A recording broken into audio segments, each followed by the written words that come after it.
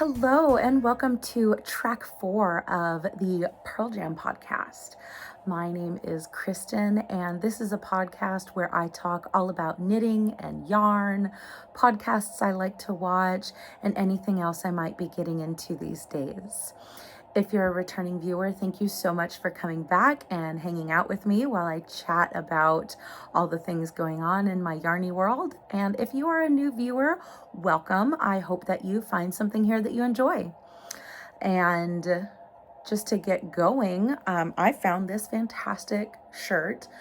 I got caught by a Facebook ad, and I know that they're so hit or miss on whether or not they're actually legit, but I definitely gave it a try and it came through. I couldn't tell you for the life of me what the name of the shop is now, but if I find the ad again, I'll leave a comment and or I'll link it or something. But I thought this was a perfect shirt for the upcoming Halloween season and the name of my podcast. So I was like, this is clearly meant to be. I fell prey to a Facebook ad, and I'm just so glad that it turned out to be legit and it's fine. So so I'm really excited about this shirt. There is a distinct possibility I'll probably go back and buy several more. I live in the Pacific Northwest, so I opted for the long sleeves because it is chilly and rainy and nasty, more so than it is sunny and warm. But when it does decide to get hot, it gets hot here. Not as much as for my friends down south, but for a place that air conditioning isn't standard, mid 90s is still pretty rough, humidity or not. But yeah, I'll probably go back and get a couple short sleeves or just something. But this is what I started with for now. I really like it. And especially as we get closer to Halloween and all things spooky, I figured, the angry skeleton was just something I could rock and roll with. So I'm excited about it. If anybody's interested in it, let me know. I'm not sponsored or anything by the shop I bought it from, but I'm also not going to sit here and gatekeep a pretty cool shirt. So I'll find it again and I'll link it in the description box below. All that to say, let's jump in to the podcast. Let's jump into finished objects. So I'm going to start with my Shark Week project, and it's so tragic, guys. I was so upset. I was 11:59 p.m. and I had 5 rounds to go on a 32 stitch cuff for a sleeve, and the shark bit me. That close to finishing, I was not gonna rip out. I thought I might. I was like, for most things, not for everything, but for most things, I am a pretty loyal rule follower, but being that close, I couldn't do it. I absolutely couldn't do it. So I didn't rip out. I excused myself and removed myself from prize eligibility. That was fine. I still had a fantastic Shark Week. This is the first year that I have gotten bit by the shark, so I knew it was bound to happen at some point. This might not be a super ambitious project for some, but for me it was. But that's okay, because now I have this beautiful cardigan for my youngest son. So the pattern is newborn vertebrae, and Mason, my youngest, is not a newborn. He is 13 months. So I sized this up for 18 to 24 months. Realistically, I actually have no idea how big I sized this up for, because I just cast on a couple extra stitches and I'm just going to roll with it. In my life, in my non-knitting life, I am a very type A personality. I like structure and order and to-do lists. I thrive with a spreadsheet, love a good spreadsheet. But in my knitting life, I am a little more type B. So I just kind of cast on and said, we're going to roll with it. I made it big enough that, even if it doesn't fit him this Christmas, he's going to keep growing. So it will fit him at some point, right? So, Mason has a cardigan for the future. And it's an open front cardigan because kids are messy. And I mean, at almost 40, I'm still messy, and you can't take me out to eat without me spilling something. So an open front cardigan is great for kids, for me too. So, you know, theoretically, it'll hopefully keep the sweater clean. Not that I'm afraid to wash it, but you know, if I can avoid a stain, I sure will. So yeah, this is how it turned out. I'm so proud of it. I had a friend comment on it and said it was very Packers friendly, and yeah, it sure is. I was born in San Francisco, and up until I was maybe 3 years old, I was convinced my name was Joe Montana. My dad was a massive 49, my mom too, but my dad and I really bonded over football, massive 49er fans. So, you know, all of my memories are 49ers and the Oakland A's. Actually, well, they're not the Oakland A's anymore. I don't even want to get into that. It could be an Oakland A's theme too. We're going to go with that. I have nothing against the Packers. I truly don't. And honestly, I don't even watch football much anymore. I'm a bigger hockey fan now. But I have nothing against the Packers, but I am going to go ahead and call it my, you know, my kid's Oakland A's sweater. I would like to knit one and size it up for my oldest in like a deep, like a wine red, like not quite maroon, like that's too much purple, but like just a deep red and gold, and we'll go 49ers for that. So go Niners. Sorry, I'm sure I just lost followers. I live in an area where the Seattle Seahawks are, you know, the big, you know, they're the home team. I don't live in Seattle. I live a couple hours outside of it, but I'm not a Seahawks fan at all. Don't like them. For me, they're the rainy city bitch pigeons. And excuse my language. I'm sorry if that's offensive, but you know, even though I don't watch football anymore, really, like my 49er loyalty will always run deep, and I just cannot bring myself to anything Seahawks related. So lose followers, gain followers for that, I don't care. But anymore, I'm interested in hockey. I'm a big San Jose Sharks fan, and I do enjoy I do like the Seattle Kraken. We used to have season tickets, and their games were always like an absolute blast. Loved going. So that was finished project number 1. And I also have a quarter finished project, if you will. So I finished another beanbag. I'm going a lot slower on these last 4. I've lost a little motivation for these, but I really want to make sure that my barista friend gets them. So I did finish 1. So I have 3 more to go. So I have a quarter finished object. This is her married last name. Just a standard cornhole beanbag. So yeah, I knit the cover for it. It's great. She did say that they went really well. They went over really well at her wedding. So can't beat that. I'm excited to finish those up for her and get those out the door. So those are all the finished projects that I have.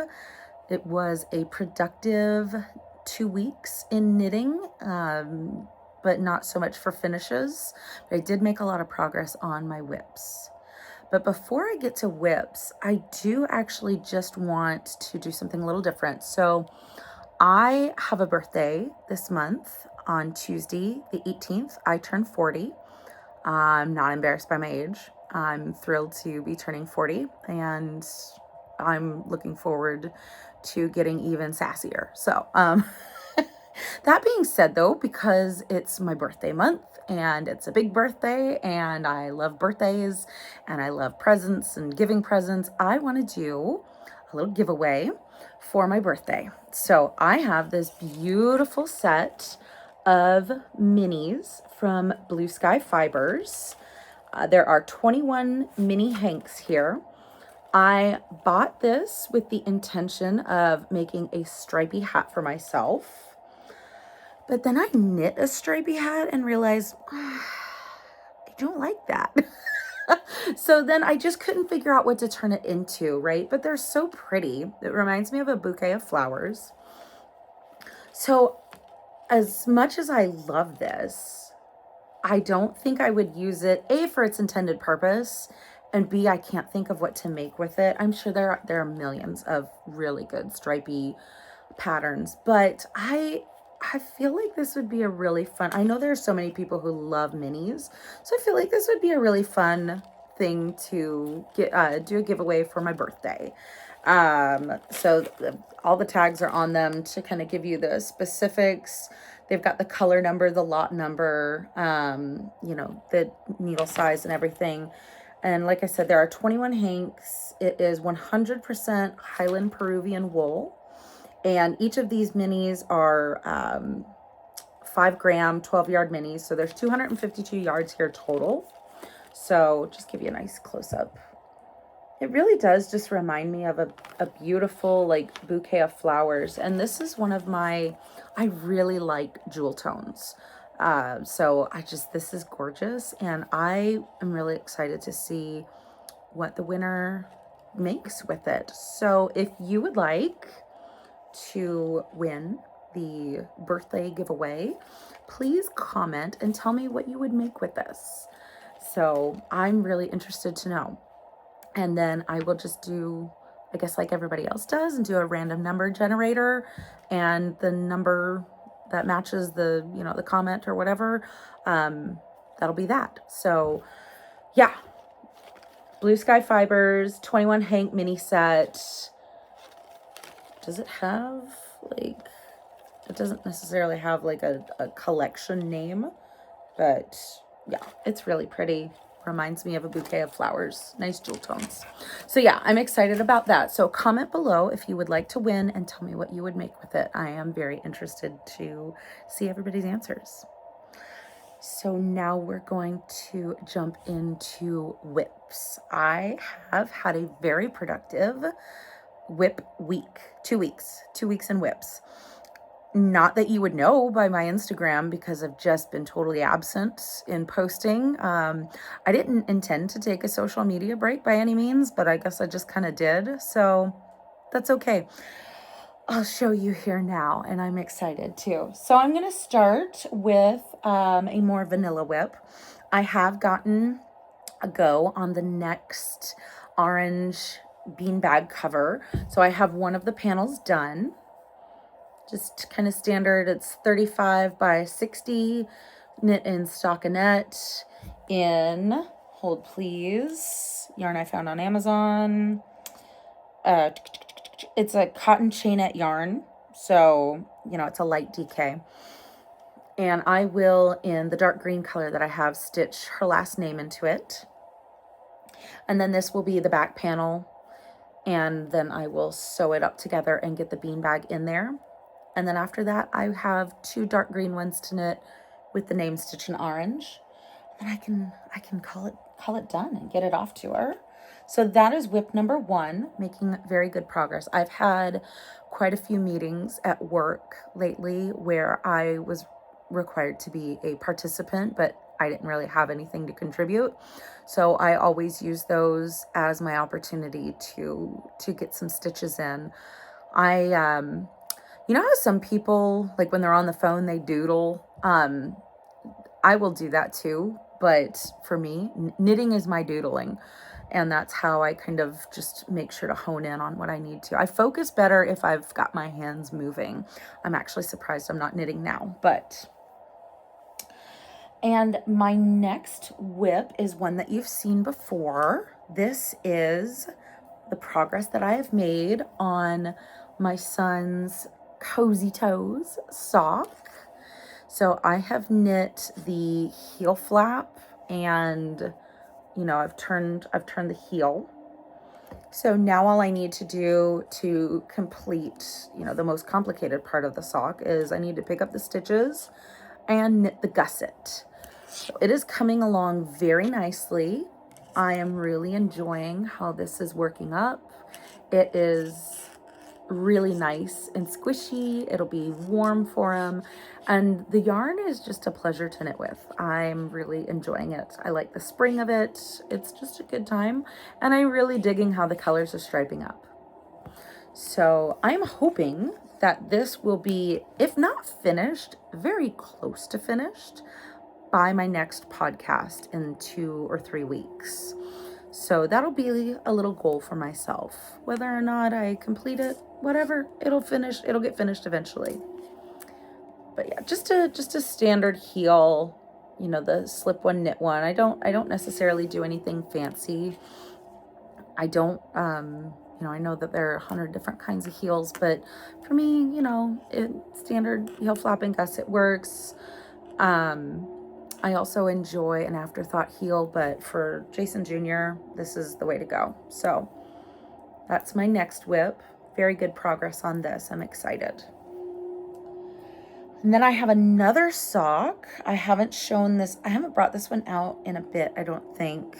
I can't remember. But this is a sock for me. This is the second sock of my Bob's Burgers yarn. This is Tina Belcher, Sexy Little Mermaid. So I have completed the heel flap and gusset. I've made the turn, and I'm now working on the foot. So I am just under halfway done with the length of the foot, and then I'll start doing my weird toe decreasing. I think I mentioned in a previous podcast that the way that my feet are shaped, and Jason Jr.'s actually, you know, it makes more sense for me to decrease heavily on one side and then just kind of at the very end round for the big toe. I still don't know what that is called, if it has a name. If anybody knows, please drop a comment. Please enlighten me.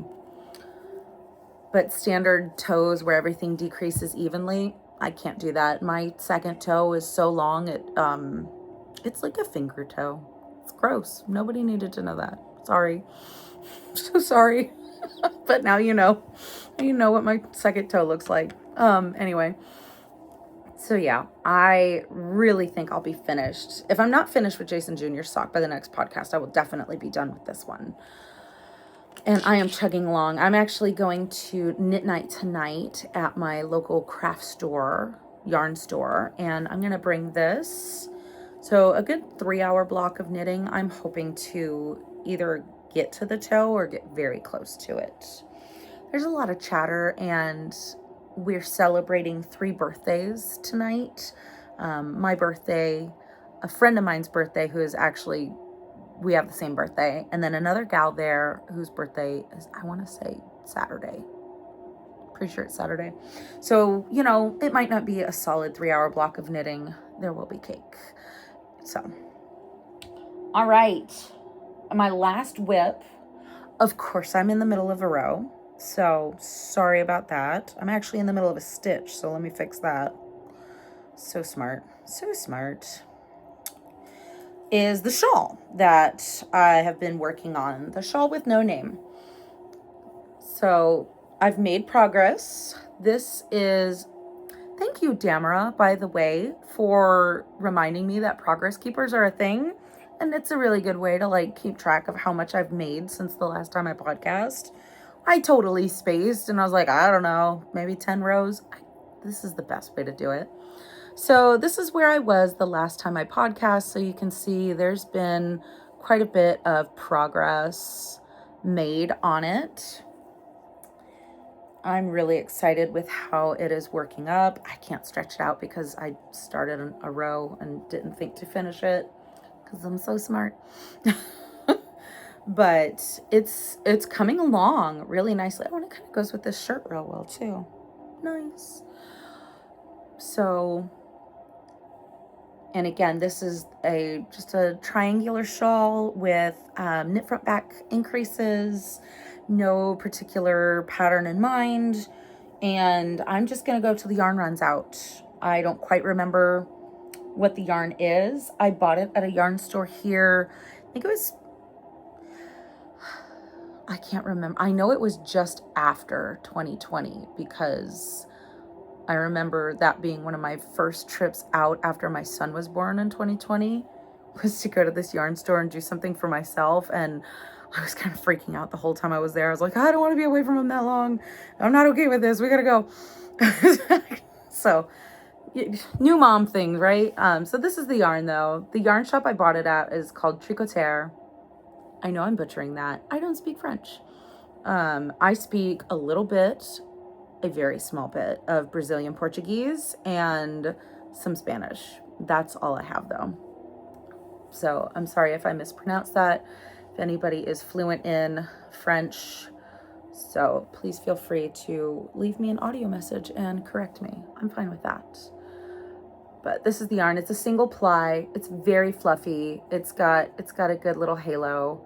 And I just love the color. I think I said this in a podcast previously, but it just reminds me of like a t-shirt and jeans, right? So yeah, those are my whips. I had a lot of progress on a few whips. I'm really proud of how far I've gotten in both of my socks and even the shawl. I'm excited to have picked the bean bags back up again. I would really, really like by the next time I podcast, which will likely be in 2 weeks, to be done with at least my sock and 2 more bean bags. Those are the goals I'm going to set for myself. Whether or not it happens, we'll see, but that's going to be my aim. Oh, and for the giveaway, I will announce the winner on the next podcast. So lots of time to comment. Feel free to share it with your friends too, unless you don't want the extra competition. I get it. So, but yes, so I'll announce the winner on the next podcast. And then, I don't really have an email address made for this podcast yet. I don't know necessarily if I'm going to do that. I know most people do, but I don't know how much content I necessarily want to open myself up to, I guess. But just find me on Instagram and DM me. My Instagram handle is Millie KM Knits. Or you can leave me your Instagram handle in your comment and I'll find you. So I'll just need your mailing address. But yeah, so that is all that I have for knitting content. I do want to share a couple of podcasts that I have been watching that I really enjoy. And then I have a book recommendation. And you know what? I'll start with that because I think in the last 3 podcasts I've talked about maybe I'll share some books and I haven't done it yet. So why not? I am a big fan of the author Lisa Jewell. She writes some pretty amazing thrillers. I love a good mystery. I love a good thriller.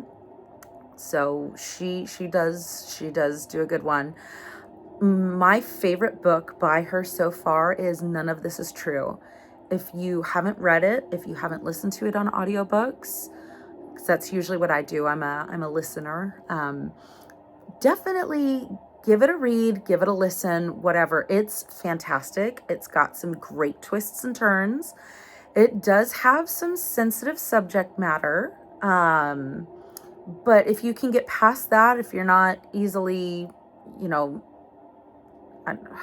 offended is not the right word, but if that's not something that is going to bother you, absolutely give it a read. It's a wild ride. It's a great book. So Lisa Jewell, None of This Is True. And another book that I recently finished, I think it was in my June finishes. I've been posting on my personal Instagram page, my Facebook page, about books that I've finished reading. The Wrong Sister by Claire Douglas. Another wild ride. Absolutely wild ride with a twist at the end that I really want to say that it was a mix of I did and didn't see coming. I kind of guessed, but I didn't guess how we got there. I couldn't piece that part together. I don't want to say much to give it away if you do happen to read the book, but it is phenomenal.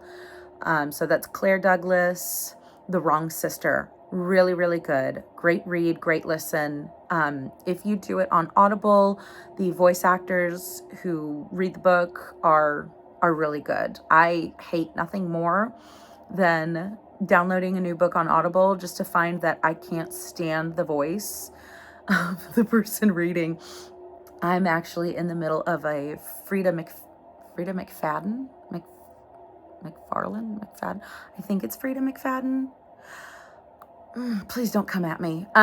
She's a popular writer, right? She's she wrote the Housewife which is on Netflix now. So that gal. I am in the middle of her book called The Teacher right now, and the storyline's great. Cannot stand the person reading the book. She does it well. Like, she reads a teenager well, but there's just something about the pitch and the tone, something, I don't know, but I really have to work on focusing on the story and not the voice. I shouldn't disparage her. She's doing a great job. I can't, I'm sure it's a hard job. I don't doubt it, but I just don't jive with her performance, I guess. The book itself, though, is good. I'm about a quarter of the way through it, and I'm really digging it so far. My sister recommended it to me, and so far so good. So cannot beat that. But those are some book recommendations I have. Lisa Jewell, her books are, she's hit or miss, but when she is hit, oh man, she's good. When she's missed, it's very disappointing. But I have found very few misses, a lot more hits. So Lisa Jewell, None of This Is True, and then Claire Douglas, The Wrong Sister. Definitely give them a read, a listen if you can. And then for podcasts, I have some non-knitting podcasts that I have been listening to and watching. I really enjoy to be scared. I love scary movies. I love scary stories. I love everything about being, the sensation of being frightened. It's an adrenaline thing. I love it. So I dig scary stories. There is a channel called Mr. Nightmare, and what he does is he reads stories that people have sent him of things that have happened to them, and he kind of groups them into categories, nightmare deal dash delivery story or DoorDash delivery stories, nightmare pizza deliveries, school horror stories, late night shift horror stories, things like that. Whether or not they're true is entirely up for you to decide, but he has a fantastic voice for this.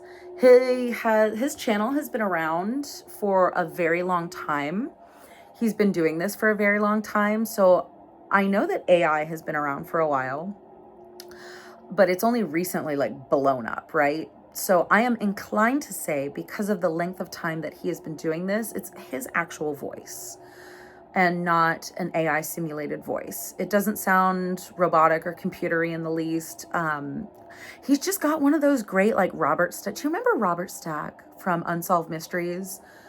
Traumatized as a kid listening to that guy talk, but it's clearer than Robert Stack's voice, but it's got that same intense, spooky quality. So his reading of these stories is, it really does make them come to life. And 9 times out of 10, there's nothing scary on the screen. Every now and then there'll be a little jump scare, but it's nothing you can't handle. But it's a good one to listen to if you like scary stories, but you can't really pay attention to anything on screen. In my commuting to work days, I used to leave the house at 4:30, 5 o'clock in the morning, because my commute used to be 2 hours. And I got sick of taking the bus. So I was like, I'm going to drive myself. But I would take the dark back roads because I hate traffic, and back roads are great. But I would listen to Mr. Nightmare tell me scary stories as I'm driving down these lonely back roads in the dark. It's just a great setting, right? I love to set a scene. But yeah, so if scary stories don't bother you, give it a go. It's great. So that's one podcast. Mr. Nightmare is the channel. Fantastic performance. And then another one is this is kind of embarrassing. I don't like drama in my real life. I try to avoid it at all possible costs. But I do enjoy listening into or watching, or what it would be, being a consumer of drama that happens, right? Like everybody loves good internet drama. So I really enjoy those kinds of channels too. Like for me, that's my reality TV. I don't watch a lot of TV. I don't watch a lot of reality TV, but like to kind of scratch that itch, I will watch those kind of drama channels. So I like this channel. The guy's name is Marky, and he's just a commentary content creator. He looks for internet drama, and he does commentary on it. So, if you're ever looking for the latest TikTok drama and a good take on it, Marky, great channel. Absolutely love it. He's got a really nice British accent, so it's easy to listen to him. He's just got a fun take on things, and it's a nice way to like laugh at the tea without being involved in the tea.